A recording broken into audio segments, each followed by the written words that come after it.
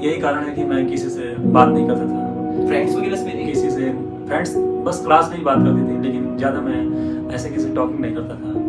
और काफ़ी रिलेटेड से बात नहीं करता।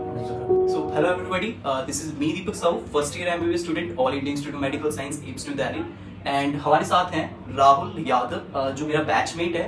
एंड जब मैंने इसकी कहानी सुनी, मतलब it was real life story, so I was shocked because मैं एज यू ऑल नो कि मैं फर्स्ट ईयर मतलब फर्स्ट अटेम्प्ट में मेरे 715 मैंने स्कोर किया, ऑल इंडिया रैंक 5 स्कोर किया, सिक्योर किया।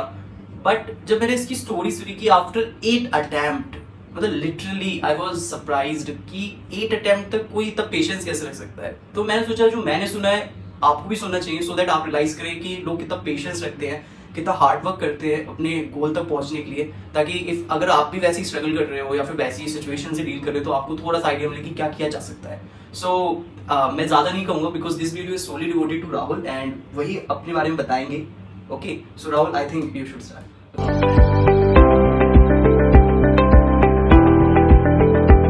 Hi, I am Rahul Yadav.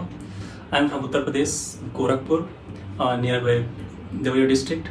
I am in first year MBBS students, AIIMS New Delhi. मैंने अपनी class 10th standard from little flower school Salempur nearby Devaya district, and after passing 10th I joined the Hindi medium school and I passed my 11th class 11th and 12th from Hindi medium. और कैसे मतलब जब मैं class 10th पढ़ता था तो मैं अपने स्कूल बाइक से ही जाता था, near by 10 kilometre away from my home.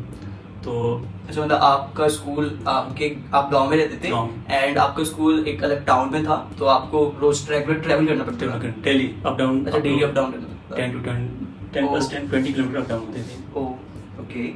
And after that I pass my class 10th and joined the Hindi medium. And after passing class 12th, I got 80% in my total marks. मतलब आपके board में 80% आए थे। तो I think I am not inferior, so that I joined medical career, and I think that I can qualify the medical examination. Okay, यानी कि it means मतलब जब 12th में आप थे तो 12th में आपने 80% स्कोर किया अपने बोर्ड एग्जाम्स में, और सिंस आपने बायो स्ट्रीम से थे तो आपने सोचा कि मेडिकल लाइफ में आप कैरियर बना सकते हैं, मतलब मेडिकल कैरियर आपके लिए हो जाएगा, मतलब आप इजीली क्वालिफाई कर लेंगे। ये बात सही है, हमारे साथ भी ऐसे ही होता है कि हम बायो स्ट्रीम से होते हैं और हम अच्छा स्कोर करते हैं तो हमें लगता है कि हाँ मेडिकल भी निकाल लेंगे। सो राहुल, आप मुझे एक चीज बताइए, जब आप मतलब आप टाउन में आप पढ़े, 11th 12th आपका टाउन में हुआ, जब आप एलन जाते हैं, कोटा जाते हैं, कॉम्पिटिटिव वर्ल्ड में एंटर करते हैं, तो आपका कैसा एक्सपीरियंस रहता है? फर्स्ट टाइम जब मैं गया तो काफी मुझे एक्साइटेड फीलिंग आई कि ये तो कुछ नया है। तो काफी हाई फाई लगा हुआ एलन में। तो फिर मैं जब गया तो सब कुछ मतलब टेक्निकली सारे स्टूडेंट्स एडवांस थे मेरे से। मैं चूँकि मैं विलेज एरिया से बिलोंग करता था तो इतना एडवांसमेंट नहीं देखा था। जब गया कोटा तो मैं प्रिपरेशन किया, तो एक तो मैं हिंदी मीडियम से था तो बहुत चीज़ें समझ नहीं आती थी, और जब वहाँ गया तो काफ़ी एडवांसमेंट, तो काफ़ी अलग सा महसूस करता था वहाँ। क्लास में कैसा रिस्पॉन्स रहता था आपका? क्लास में जब मैं पढ़ता था तो समझ में आती थी, लेकिन उतनी ज़्यादा समझ नहीं आती थी क्योंकि मैं हिंदी मीडियम से था। अच्छा, हाँ, वो लैंग्वेज इशू आती थी। तो फिर भी मैं लगा पढ़ता था, कुछ नहीं आता था, मैं टीचर से जाकर पूछता था, सर ये कैसे हो रहा है, ये रिएक्शन कैसे हो रही है, ये मैकेनिज्म कैसे हो रहा है, ऐसे पूछ के मैं काफ़ी इम्प्रूवमेंट किया मैंने। ओके। सो ऐसा होता था क्लास में कि बच्चे थोड़ा आगे बोलते हैं, कुछ बच्चे हमेशा क्लास में होते हैं जो थोड़े आगे बोलते हैं, तो थोड़ा सा उनको देख के थोड़ा सा डिप्रेशन होता है कि यार इन लोगों को सब कुछ बन रहा है, मुझको नहीं। हाँ, ऐसी महसूस कॉम्पिटिटिव फीलिंग आती थी कि कुछ स्टूडेंट आगे बैठे, कुछ आगे बोलते थे, या कोई भी क्वेश्चन, टीचर्स कोई भी क्वेश्चन देते थे तो वो जल्दी करके बैठ जाते थे आंसर करने के लिए। तो मुझे थोड़ा सा इन्फीरियर टाइप का महसूस होता था कि कैसे, तो मुझे समझ उतनी नहीं आती थी ना।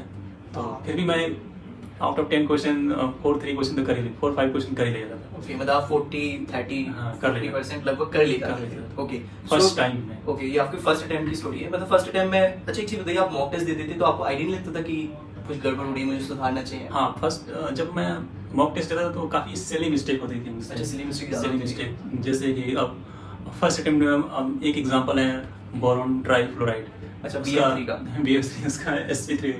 हाँ, क्या है sp2 होता है वो, आपको sp3 लगा तो आपने गलत कर दिया। मतलब सिली मिस्टेक्स जो मतलब हो जाती है, मतलब बहुत सिली होती है, आप सोचोगे कि ये गलत कैसे हो सकता है। हो सकता है 2+2 आप 3 कर दो, मतलब इतनी ज्यादा सिली चीजें हो जाती हैं एग्जाम में एक्चुअली। सो मतलब आपकी सिली मिस्टेक्स ज्यादा होती है मॉक टेस्ट वगैरह में भी। ओके, तो ऐसे पढ़ता था मैं, लेकिन फिर भी मैं डरता नहीं था कि 2 क्वेश्चन गलत हो गए, सिंपल सा कोई क्वेश्चन गलत हो गया, तो फिर भी मैं डरता नहीं था कि उसको बार बार इम्प्रूवमेंट करने की कोशिश करता था मैं। और कुछ समझ नहीं आता था तो मैं टीचर से जाके कंसल्ट करता था, बार बार पूछता था कि सर ये कैसे हो रहा है, ये रिएक्शन कैसे हो रहा है, या कौन सी बुक पढ़नी है, कैसे पढ़ना है, ये सभी बातें मैं जा जाकर पूछता था। टीचर मुझे गाइड करते थे, बताते थे कि ये पढ़ना है, ऐसे पढ़ना है, कोई भी डाउट तो मैं जाकर पूछता था मुझसे। ओके, तो ऐसे में धीरे धीरे इम्प्रूवमेंट हुआ मेरा। ओके, मतलब आप धीरे धीरे इम्प्रूव करते रहे। भले ही थोड़ा सा इंफीरियर आपको फील हाँ, हुआ feel बीच हुआ में। थोड़ा बीच में। ऑब्वियस सी बात है, अगर आप खुद को इमेजिन करें कि आप एक ऐसे बैकग्राउंड से आते हैं, जैसे हिंदी मीडियम से पढ़ के आते हैं और आप सीधे कॉम्पिटिटिव वर्ल्ड में एंटर करते हैं जहाँ आपने पहले कभी कुछ ऐसा नहीं किया, नहीं देखा था। हाँ, क्योंकि आजकल तो लोग 10th से स्टार्ट करते हैं या फिर पहले से स्टार्ट कर देते हैं, तो आपने 12th के बाद स्टार्ट किया और कोई ऐसा खास कोई कॉम्पिटिटिव एग्जाम पहले कभी ट्राई नहीं किया, देखा ही नहीं था, तो ये बात तो सही है। एंड मैं आपको बता दूं, ये 2013 की बात है। यस, ये 2013 की बात है, मतलब आप सोच रहे हो 2013 एक्चुअली, क्योंकि इसकी जर्नी हम सभी में से, आपसे, मेरे से और even most of the aspirants से ज्यादा बड़ी है एक्चुअली। ओके, तो मैं आपको बताऊं, पूछना चाहूंगा, जब आपका फर्स्ट अटेम्प्ट था, मतलब जब आप पेपर देने जा रहे थे फर्स्ट अटेम्प्ट 2014 में मैंने। अच्छा, 2014 का आपका पहला AIPMT दिया। AIPMT दिया, तो उस समय नीट नहीं होता था। ओके, सो वो कैसा था एक्चुअली? फर्स्ट अटेम्प्ट मैंने देने मेरे साथ मेरे पेरेंट्स गए थे। ओके, पेरेंट्स और मैं गया था, तो फर्स्ट अटेम्प्ट काफ़ी सेंटर के सामने काफ़ी भीड़ होती है। हाँ, काफ़ी मतलब 500 ज़्यादा डर लगता है देखने में, तो ये क्या भीड़ है, कैसा है, मेरा क्या होगा, क्या मैं परफॉर्म कर पाऊंगा या नहीं, तो काफ़ी डर लगती है वहाँ जाने के बाद। लेकिन फर्स्ट अटेम्प्ट तो मेरा नहीं हुआ, लेकिन वहाँ जाने पे एक एक्सपीरियंस मिलता है कि डरना नहीं चाहिए कभी। डोंट वरी, डरना नहीं चाहिए। अगर आप प्रिपरेशन अच्छी है तो don't worry, you can perform. Okay, आप एक चीज बताइए, जब आपने अपना फर्स्ट अटेम्प्ट दिया तो आपका सिलेबस कंप्लीट था, मतलब ठीक था? सिलेबस लगभग तो कंप्लीट तो नहीं बोलते हैं, लेकिन कंप्लीट पढ़ा था सब कुछ। हाँ, बट अच्छे से नहीं था। अच्छे से तो प्रिपरेशन नहीं थी। ओके, लेकिन पढ़ा था। ओवरऑल आपको पता था, बट बहुत सारी चीजें अच्छे से नहीं पता थी। हाँ। ओके, सो राहुल, मुझे एक चीज बताओ, जब तुम्हारा फर्स्ट अटेम्प्ट का रिजल्ट आया, that was in the 2014 AIPMT, सो क्या था, मतलब कैसा था? काफी वो तो रिजल्ट काफी एक अजीब रिजल्ट था। जब रिजल्ट आया तो मेरे पेरेंट्स ने, मेरे ब्रदर, सब कोई खड़े हुए देख रहे थे कि इसका रिजल्ट कितना है। तो रिजल्ट काफ़ी ख़राब था, उतना अच्छा नहीं था। तो मेरे पेरेंट्स ने कुछ बोला नहीं, ब्रदर ने कुछ नहीं बोला, लेकिन उन्होंने सपोर्ट किया कि ठीक है, एंड मेडिकल कैरियर है, 1-2 अटेम्प्ट में नहीं होता है, बार बार ट्राई करना होता है, लेकिन घबराना नहीं चाहिए, डरना नहीं चाहिए। एक अटेम्प्ट और देख लो। ओके, एक साल और प्रिपरेशन कर लो, शायद हो जाएगा, कंफर्म हो जाएगा। ओके, मतलब आपको फील हुआ कि एक बार और ट्राई करते हैं। एक बार और ट्राई, कि अभी सिर्फ एक ही बार ट्राई किया था। ओके, देन आफ्टर हम सेकंड अटेम्प्ट में चलते हैं, तो फिर कैसे तैयारी की? फिर मेरे ब्रदर और मेरे पेरेंट्स सभी ने सपोर्ट किया। फिर उन्होंने कहा जाओ कोटा जाओ, फिर प्रिपेयर करो। फिर मैं प्रिपरेशन स्टार्ट की, फिर मैं वहाँ कोटा गया, फिर वही कोचिंग, फिर वही बैच, फिर वही टीचर्स, तो फिर पढ़ा, कैसे भी पढ़ा, लेकिन सेकेंड टाइम से मुझे हर बातें, हर सेंटेंस समझ में आने लगी। कोई भी बात ही थी, कोई भी टीचर कोई बातें बोलती, मुझे सब कुछ समझ में आने लगा। ऐसी नहीं था कि मतलब मैं हिंदी मीडियम से हूँ, मुझे समझ नहीं आ रहा है, ऐसा फीलिंग नहीं था, मुझे सब कुछ समझ में आया था। और मैं क्लास में रिस्पॉन्स भी करता था। धीरे धीरे मुझे काफ़ी लगा कि मैं इम्प्रूवमेंट कर गया है। ओके, यानी फर्स्ट ईयर में आपका, जब आप फर्स्ट टाइम गए थे तो आपको इशू आते थे, लेकिन एक साल जब वो हो गया तो आपको थोड़ा बहुत आने लगा कि हाँ चीज़ें कैसी होती हैं, फिर थोड़ा आप कंफर्टेबल हो गए, तो उसमें एकोमोडेट कर गए उस सब्जेक्ट के साथ, सिलेबस के साथ। ओके, मतलब इस तरीके से चलता रहा। एंड देन आफ्टर मतलब क्या हुआ, मतलब एग्जाम्स का? जब एग्ज़ाम देने उस समय तो 2015 थी, तो उसमें फिर अगेन AIPMT एग्ज़ाम, तो जब गया देने तो फिर वही सेंटर के सामने भीड़, फिर वही स्टूडेंट की संख्या ज़्यादा, तो फिर डर लगता था कि क्या होगा, मेरा क्या होगा।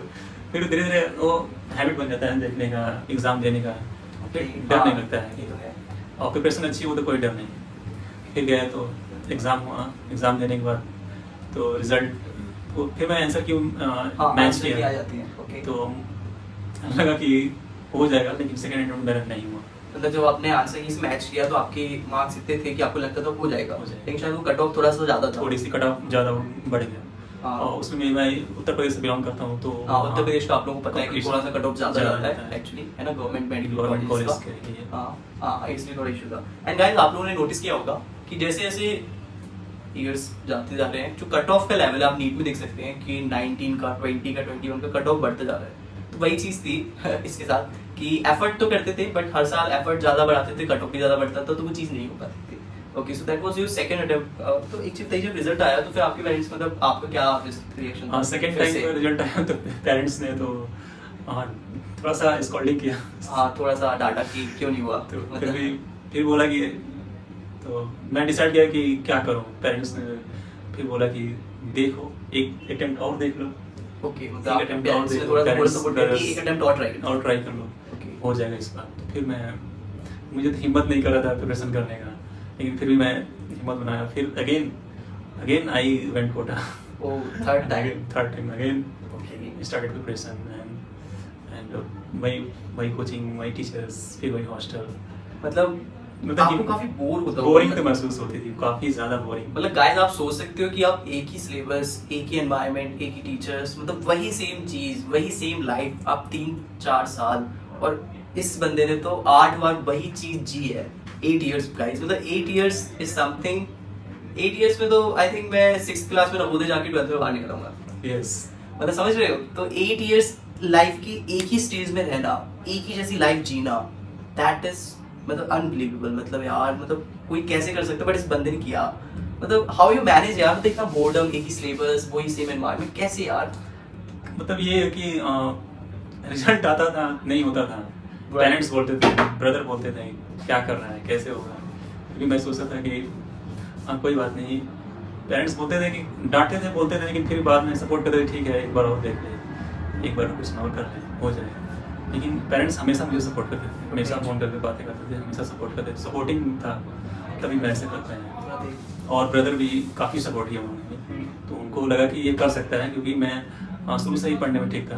तो पता नहीं क्या हो गया मेरे को, जब मेडिकल कैरियर तब चूज़ किया तो तब एक बैरियर बन गया था कि वो क्रॉस ही नहीं हो, जो कट ऑफ की जो बैरियर था वो क्रॉस ही नहीं कर पाता था। हमेशा हर ईयर्स 4 मार्क्स 5 मार्क्स लेस करती थी। तो मतलब आपके हमेशा थोड़े बहुत नंबरों से आप हमेशा कट ऑफ से रह जाते थे। अगर आपको ऐसा लगता था कि बैरियर जो टूट ही नहीं रहा है, हम क्रॉस ही नहीं कर पा रहे इन स्पाइट ऑफ एफर्ट्स डालने के बाद भी। अगर मैं किसी और स्टेट से बिलोंग करता है, कोई भी स्टेट एक्सेप्ट उत्तर प्रदेश को छोड़ दे, तो शायद मैं हो जाता है। आज मैं एमबीबीएस कंप्लीटेड होता है। ओके, मतलब कम से कम पेरिफेरल कॉलेज तो मेरे। बट आई थिंक मुझे लगता है जो अच्छा हुआ, मतलब finally after such a long journey तुम एम्स दिल्ली में, मतलब आई भी तो एक ऐसी जगह है जो सपना होता है कि मतलब आपका ही ड्रीम हो, तो मतलब इतने अटेम्प्ट के बाद आपको एम्स दिल्ली मिला। दैट्स समथिंग, मतलब हार्ड वर्क का एक रिजल्ट कह सकते हो, है ना?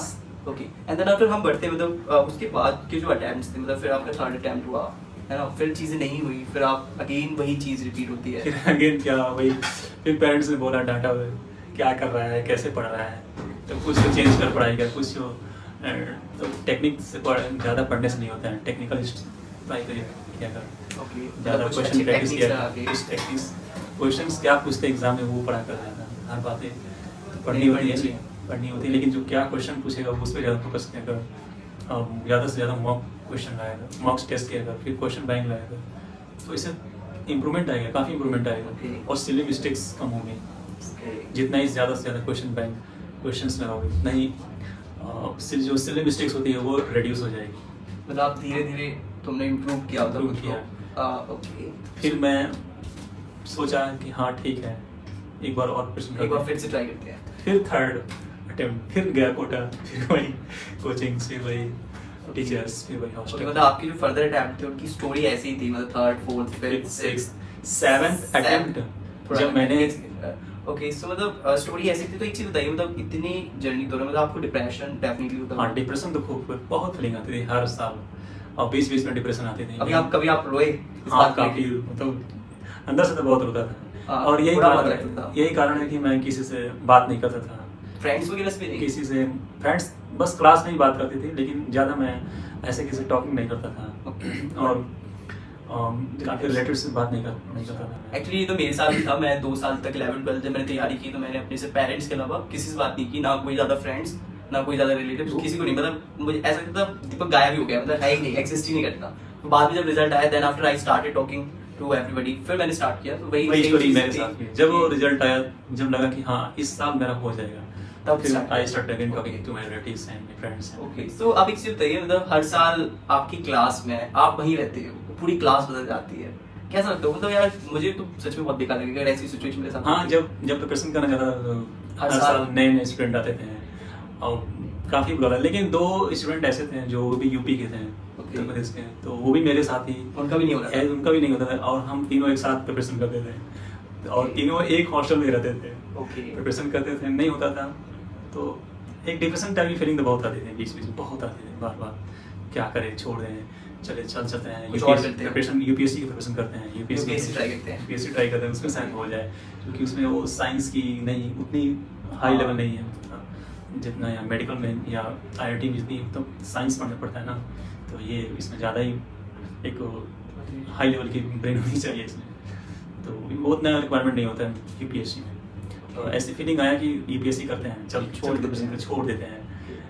तो आप एक चीज बताइए, मतलब किस चीज ने आपको बनाए रखा इतने लंबे दौरान तक? बिकॉज कोई ना कोई मन में एक चीज रही होगी जिसके कारण आप उस फील्ड में थे, मतलब क्या था? क्या हाँ, इसका एक रीजन है, एक तो मेरे पेरेंट्स और ब्रदर ने काफी सपोर्ट किया कि तो मेडिकल करो, हो जाएगा। ओके, सबसे एक आसान फील्ड है और थोड़ा समय लगता है सिलेक्शन होने में, लेकिन एक बार जब सिलेक्शन हो जाता है तो आगे काफी लाइफ ठीक हो जाती है। वहाँ भी पढ़ना होता है लेकिन ठीक हो जाती है, अच्छी हो जाती है वहाँ लाइफ। ओके, एक और रीजन है कि मेरे गाँव में कम से कम 10 ऐसे स्टूडेंट हैं जिन्होंने मेरे साथ ही प्रिपरेशन स्टार्ट की और उनका सिलेक्शन हो गया, मेरे साथ सिलेक्शन हुआ और उनका एमबीबीएस कंप्लीट हो गया और पीजी का प्रिपरेशन कर रहे हैं और अब जाकर एमबीबीएस हो रहा है। तो सेम विलेज है और सेम विलेज में 10 स्टूडेंट सेलेक्टेड हुए हैं। तो एक मेरा भी एक मैच था गाँव में कि एक राहुल यादव भी एक अच्छा लड़का है, उसका भी तो हो जाना चाहिए। तो उसको मेंटेन करने के लिए, ताकि लोग मुझे ये ना कहें कि तब ये कैसा लड़का है, इतना अच्छा था पढ़ने में, कैसे ऐसा नहीं हुआ, क्या हुआ।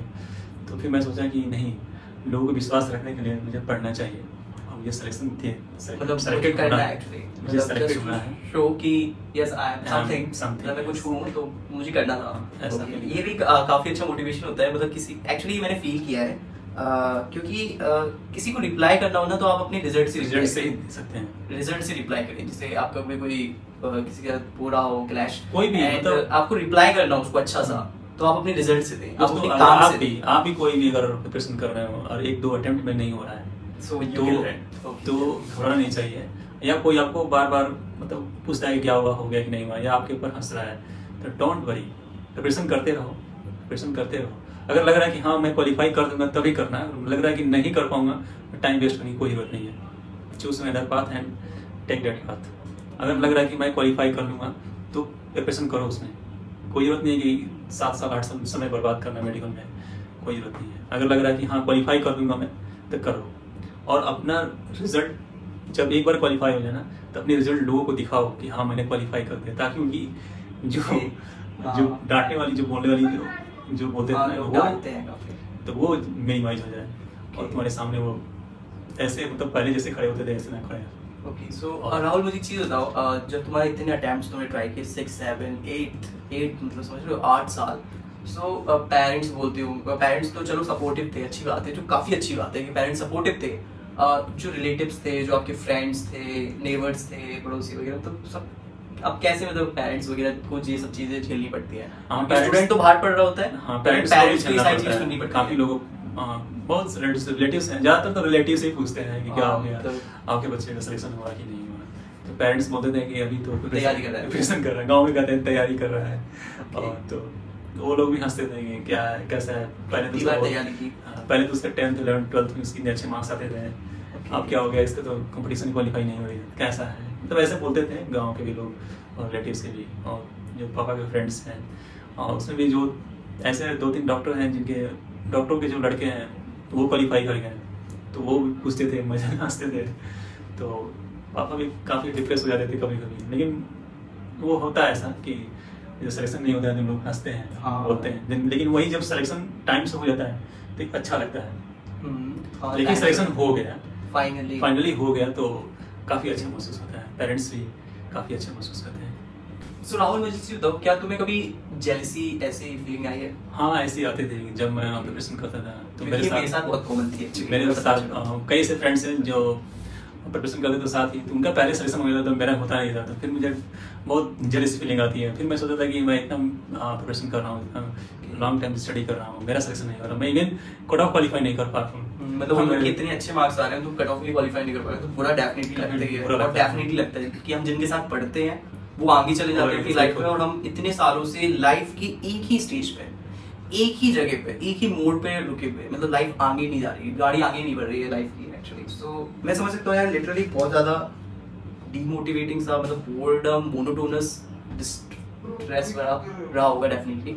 सो राहुल एक चीज बताओ, जब आखिरी का अटेम्प्ट आया, मतलब 6-7 की बारी आई, तो मतलब क्या था उस समय, क्योंकि अब उस समय बहुत टाइम हो चुका था। हाँ, टाइम तो काफ़ी बर्बाद हो चुका था, पेरेंट्स भी काफ़ी परेशान थे, और काफ़ी ज़्यादा पैसा भी बर्बाद हो गया था, फाइनेंशियल इश्यूज 6-7 ईयर्स बर्बाद हो चुके थे, तो पेरेंट्स परेशान थे। तो फिर भी मैं ये सोचा क्या करूँगा कैसे, तो फिर मैंने सोचा कि एक अटेम्प्ट और देख लेता हूँ।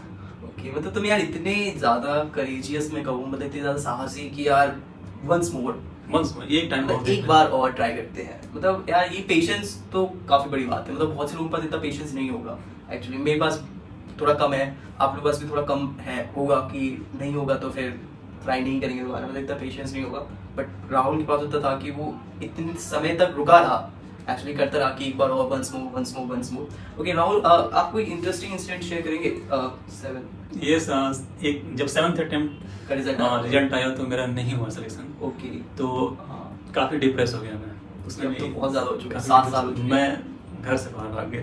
तुम घर छोड़ के भाग गए? यस, मैं घर छोड़ के चला Okay. गया, और मैं आफ्टर 3 days मतलब 3 दिन घर से बाहर रहे? बाहर में, घर वाले परेशान थे, सब कोई डांट रहा था, बोल रहा था कि क्या क्या कर रहा है, कैसे पढ़ रहा है, 5-6-7 अटेम्प्ट हो गया, तेरा सिलेक्शन नहीं अच्छा, हुआ। मतलब इतनी सारी और चीजें, काफी मैं डिप्रेस हो गया, काफी डिप्रेस हो गया, लोगों से बात नहीं करता था, किसी से मिलता नहीं था, किसी से नहीं बोलता था, no any talking with any, no any relatives, with no any friends, no any, और मैं घर से बाहर भाग गया, चला गया। लेकिन जब मैं एक जगह बैठा था मंदिर में, तो ओके, मतलब तुम घर से बाहर थे उस दौरान? तो मैं क्या, फिर मैं बैठा था मंदिर में ही बैठा था, फिर बोला कि यार क्या भगवान मेरा क्या हो रहा है, मैं मतलब इतनी प्रिपरेशन कर गया, इतने साल मैंने मेहनत किया, और ये टोटली वेस्टेज हो रहा है, wastage of time, wastage of money, everything, अब क्या करूँ। तो उन्होंने एक अंदर से एक आवाज़ आई कि एक अटेम्प्ट और देख ले, ओके, एक अटेम्प्ट और देख ले, इस एक वक्त और। तेरा। फिर वहाँ से एक ऐसा आवाज़ आया कि फिर वहाँ से मैं तुरंत चल दिया वहाँ से। आफ्टर 3 days में घर आया तो मेरे पेरेंट्स सब कोई परेशान थे, सब मारा, डांटा बोला, लेकिन सब कोई परेशान थे कि यार कहाँ तू चला गया था, क्या था। और वहाँ तक कि वो पुलिस स्टेशन में मेरा पुलिस रिपोर्ट हो चुकी ओह माय गॉड, कि कहाँ गया। ओके, तो अब फाइनली मैं घर पहुँच जाया, तो हम लोग डांटा बोला, फिर बोला नहीं क्या करना है, फाइनली तू डिसाइड कर ले क्या करना है, मेडिकल तू छोड़ रहा है या BDS ले ले। उसमें हाँ एक और चीज़, मुझे कंटिन्यूअस 5 years तक मुझे BHU का BDS मिल रहा था, बट तुमने लिया नहीं? मैंने लिया नहीं, सिर्फ Okay. MBBS में चाहता था, MBBS पढ़ना चाहता था मैं, मुझे BDS मिल रहा था, हर साल मुझे मिलता था, हर साल मैं छोड़ देता था। Okay. तो पेरेंट्स ने बोला कि एक बार देख ले, अगर नहीं होता है तो BDS ले ले, या मेडिकल छोड़ दे, UPSC प्रिपरेशन कर ले। Okay. फिर मैंने सोचा कि नहीं, UPSC नहीं करना है अभी, UPSC का मूड इतना वेस्टेज ऑफ टाइम है, इतना वेस्टेज ऑफ मनी कर दिया, सब कुछ वेस्टेज हो गया। लेकिन अब फिर छोड़ के फिर जाओ UPSC में, तो एक मतलब एक टोटली एक रॉन्ग डिसीजन होता है एट दैट टाइम। फिर मैं सोचा कि नहीं, इसी को या तो BDS ही करो, नहीं तो MBBS ही करो। तो फिर मैंने सोचा कि एक अटेम्प्ट और देख लेता हूँ। Okay, one more. Once more. वो आपका 8th अटेम्प्ट था? 8 अटेम्प्ट था। ओके, हम फाइनल अटेम्प्ट पे आ गए। फिर मैंने प्रिपरेशन की, फिर वही कोटा गया, फिर पढ़ा, ओके, फिर एट लास्ट मेरा 603 मार्क्स आया। ओके, सो आपको फाइनली 603 आया। तो अब एक चीज बताइए, जब आपने पेपर देके आए, आपने चेक किया, तो वो कैसी फीलिंग थी? क्या बहुत अच्छा लगा मुझे, बहुत अच्छा लगा, ऐसा लगा कि मुझे कम से कम कॉलेज तो मिल जाएगा, ओके, कॉलेज मिल जाएगा, और थ्रू कैटेगरी मुझे एम्स न्यू दिल्ली में। आई थिंक गाइस इतनी खुशी मुझे अपने रैंक पे नहीं आई होगी, क्योंकि मतलब बट यार 8th ईयर के बाद किसी को सक्सेस मिले तो उसकी हैप्पीनेस आप सोच रहे हो कि वो किस लेवल पे रही होगी, मतलब किस लेवल पे वो सेटिस्फैक्शन, किस लेवल पे वो खुशी की फाइनली चीजें खत्म होती है। फाइनली एक मोनोटोनस सी जर्नी जो इतने लंबे समय तक चल रही है वो खत्म होती है, फाइनली नई जर्नी स्टार्ट होगी। मतलब दैट वाज रियली डिफरेंट कि आफ्टर 8 years के बाद वो चीज़ खत्म हुई, एंड फाइनली जब तुम्हें काउंसलिंग हुई, फिर तुम्हें एम्स दिल्ली मिला। दैट्स वेरी गुड कि मतलब 8 year के बाद कोई मेहनत करता है उसको एम्स दिल्ली मिलता है फाइनली, मतलब एज अ रिवार्ड मिलता है। ऐसे समझ सकते हो कि तुम्हें लास्ट में एक फ्रूट मिला है काफी अच्छा, है ना, all this after all this hard work. It's very good. Rahul आप कोई फाइनल मैसेज देना चाहेंगे हमारे व्यूअर्स को? मैं ये कहना चाहता हूँ कि अगर 1-2 अटेम्प्ट में कोई भी फील्ड हो, मेडिकल, इंजीनियरिंग हो, कोई भी हो, कोई भी UPSC हो या फिर भी मतलब कोई बॉलीवुड कुछ भी हो, अगर आप प्रिपरेशन कर रहे हैं, अगर आपको सिलेक्शन नहीं मिला एक 2 अटेम्प्ट में, तो डोंट वरी। अगर आपको लग रहा है कि हाँ मैं क्वालिफाई कर सकता हूँ, तो उसमें आप लगे रहो, आप जरूर क्वालिफाई कर जाओगे। अगर आपको लग रहा है कि नहीं हो पाएगा, मेरे से नहीं हो पाएगा ये चीज़, तो छोड़ दो, कोई दूसरा देख लो। लाइफ जीने के लिए बहुत रास्ते हैं। अगर आपको लग रहा है कि मैं क्वालिफाई कर सकता हूँ, तो आप सीरियसली पढ़ो उसको, सीरियसली आप अपना पूरा फोकस रहो उस पर कि हाँ एक दिन जरूर क्वालिफाई कर जाओगे। 1 2 3 अटेम्प्ट में हो जाएगा, पक्का हो जाएगा।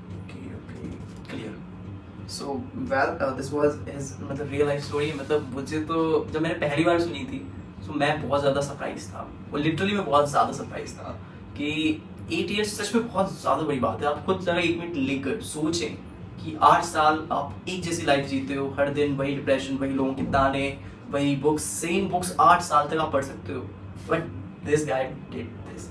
मतलब आफ्टर ऑल दिस फाइनली चीज सक्सेस में कन्वर्ट हुई, एंड यही मैसेज था आप लोगों के लिए।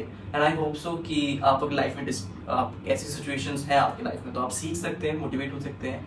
And thank you so much for watching this, and I hope so आपने कुछ नया सीखा होगा, कुछ तो नया डेफिनेटली सीखा होगा। Thank you so much guys. Okay, thank you.